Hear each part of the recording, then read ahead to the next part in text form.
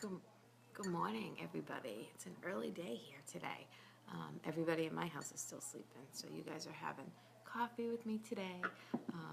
We are on day 3, part 3 of my journey with weight loss surgery.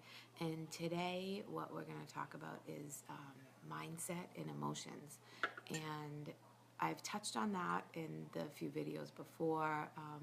Different emotions and your mindset and that sort of thing, but I really want to go a little bit deeper on that because that ended up being really way different than what I had expected, and so I just wanted to touch on that. So going into weight loss surgery, you don't realize how much is going to have to go into it until you have that first appointment with the bariatric surgeon. And like I had said in my video yesterday, that that appointment is like a 4-hour appointment, and part of that appointment is meeting with a therapist. And afterwards, I can see why. So going into it, you really need to make sure that you're doing it for yourself. You can't be, yes, you want to do it for, you want to be healthy for your family and, all that stuff. But deep down, you really need to, be doing it for yourself. And it's great to have, everybody should have a why. Everybody should have a why for what they do. And, my why was my dad. And that was, I actually, my dad struggled with his weight. Heart disease, knee replacement, he had so much going on. And, a lot of that, most of that was, could have been dealt with a little bit differently had his weight not been at where he was. And I talked about yesterday genetics and, that sort of thing. And when genetics are against you, you just got to work extra hard. So, you can't use that as a crutch. And I think it's easy to fall into that. But, my dad, watching his health deteriorate is what, kind of drove me, and that was my why, but I knew that I still needed to do it for myself. And, it's just ironic. And, I had my surgery in February of 2016. February 28th, I believe, and my dad died a month later. So that was like a huge wake-up call. So, going into it, you can't be doing it to get skinny. You can't be doing it because you want your husband to be more attracted to you. You can't be doing it because, you don't want to be the fat mom. You can't be doing it because you want more friends. That's not going to work. It's not going to work for the long run, and it's not going to work for your success. So, all that stuff that I had said, those, you don't want that to be your mindset going in, but those are definitely emotions that circle around that. With my kids being in school, they were 10, Courtney and Cam were 10 when I had it done, or 11, and Chase was 13, 14. So, their whole school life, I was the fat mom.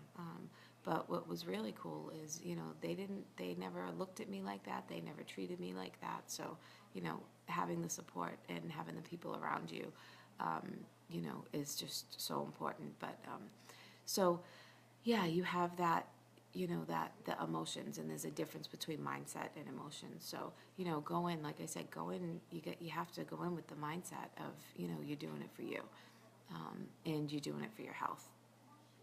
And like I said, losing my dad a month after, that was like a big wake-up call, another wake-up call saying, okay, this needs to be for your health, and you need to change, the way things are going.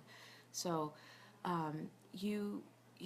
it's crazy the things that go on in your head. So, you have this surgery, and, you're like, at first, I remember being excited because I finally felt like there was a light at the end of the tunnel. I knew that I needed more help than what I could give myself, and I knew that I needed a stronger tool, and that's exactly what that was. It was not a quick fix, it was a tool. So, I had that down, I got it. But then, going in for the surgery, it was like nerve-wracking and like, okay, is everything, about all these complications, about, just it's scary. Like I said before, it's a really abrasive surgery, and it's scary. So you're in there, and then you worry about. I remember thinking, like, God, the nurses, like, how do they think? What do they think of me? And obviously, I'm at a different point in my life that I know better than to pay attention to what other people think. But back then, your confidence is low, your self-esteem is low, everything is low. So you worry about that. So after having it, I remember, like I said, the first part, I probably lost the first 40 or 50 pounds pretty effortlessly. And I remember going to a 4th of July cookout, and I was down, so that was February, March, April, May, June, July. So that was like 5 months, and I was down quite a bit of weight. So I was going to be around people that I hadn't been around in a while, and I had so much anxiety around that. It was almost like you would think that you would be proud because, yep, I lost this weight, and I get to see these people I haven't seen anymore. And I was not. I had so much anxiety. I was hesitant. I was like, they're going to look at me and be like, yeah, well, she didn't have to do anything to lose that weight. So that, having that fear of what people were going to think, the judgment, all that stuff, it's there and it's real. And, now I am probably because of my journey, I'm in a place in my life that I get to coach people every day, and I'm a personal coach, and I coach them on lifestyle, wellness, weight loss, fitness, all that stuff. And, for a long time, I was like, okay, how can I coach somebody on weight loss when I feel like I, or, cheated, and it wasn't so much that I felt like I cheated, but I felt like that's what they would think, but really getting it out there has really helped me get to the point where I'm like, you know what, I need to put it out there that, it's not a quick fix. It doesn't help you maintain your weight loss. It helps you at the beginning to get a jump start a little bit, but, it doesn't help you lose all your weight. Like I said, I only lost, like a quarter or, a third of my weight directly because of that. Everything else came off because of the way everything that I changed in my life. So, that fear of judgment, that fear of people looking at you like, well, how do you know because you had surgery? So, it's you got to really be able to be strong enough to, let that stuff go. And, being where I am now, like I said, like I know better, and I really wish that I had that before, or, I didn't. So what I can do now is help other people have that before and just kind of kill that judgment and all that. So, it's just, you get sad, you get scared, you're fearful, there's just so much that goes around that. And so I lose myself in that because it just goes so deep. And then afterwards, you get to see the difference in how people treat you. So that's tough to deal with. I had said in one of my videos before, people, when at least for me, when I was heavy, people weren't rushing to open the door. People weren't rushing to reach things at the grocery store for me. People weren't rushing to, help me with anything or answer my questions or whatever. And now it's totally different. It's just, people are happy to help, and, people look at me different. And, when you really think about that, it's sad because, people that are heavy, I'm the same person. I have the same feelings. I have the same heart. I have the same everything that I did before, I'm just, the outside of me is different. And, the inside of me is different because I'm way healthier now too. But, that's what people don't see, the inside of you. And you also want to make sure that, health is a priority for you. And, health was a huge priority for me. Like I said, watching my dad and my family history and all that stuff. And, so having those type of things drive you is what's going to help you on the other end. Going into it as a quick fix is not going to help you on the other side. It's hard to maintain, and it's easy. My surgery was 11 years ago, and it's really, really easy to fall back into old habits.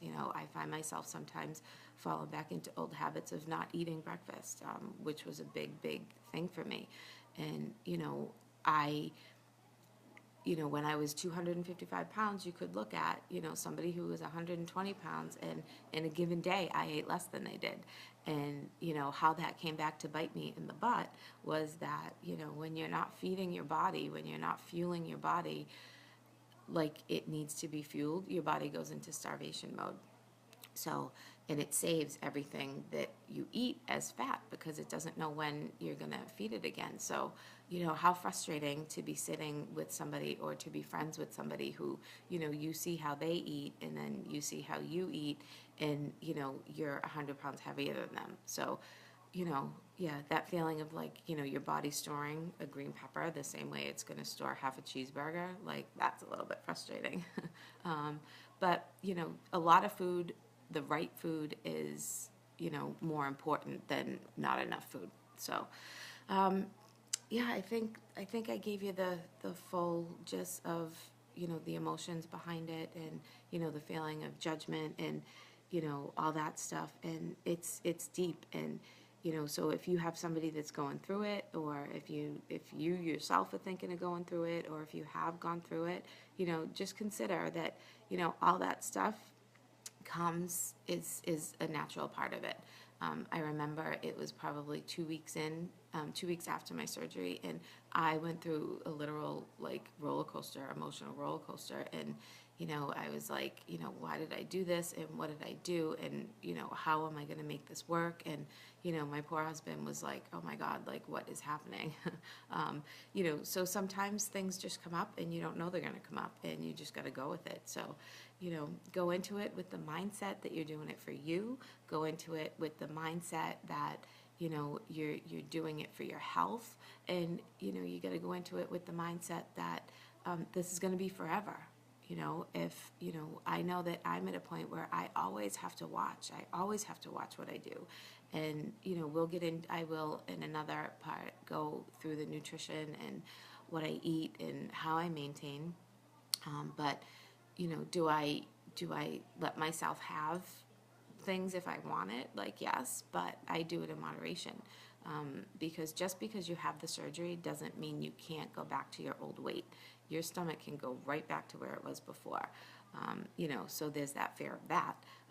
The fear of, I talked about yesterday, getting really focused, super hyper focused on fitness. I was a crazy person with fitness, and every class that was available at my gym, I was doing mixed martial arts, I went to, and it really started to show. I started to exhaust myself, but I was so afraid that if I didn't take every opportunity to move my body, that I was going to fall backwards. And that's not true, because my mindset is where it's supposed to be. And I just, you need to find a happy medium. You need to find that balance, and which is why my business is Complete Balance, which was pretty excited. I just changed that, but yeah, it's a complete balance. So you got to find that balance, and putting too much pressure on yourself is going to be unhealthy. I could have literally like exhausted my whole body and gotten sick if I kept pushing myself with my fitness the way I was. So anyways, you guys, thank you for hanging with me, and thank you again for sticking through this whole thing. And I'm excited for you guys to see what else I have coming. So I will see you guys again on Monday for the next part, and have an awesome weekend. All right, peace out, guys. Thank you.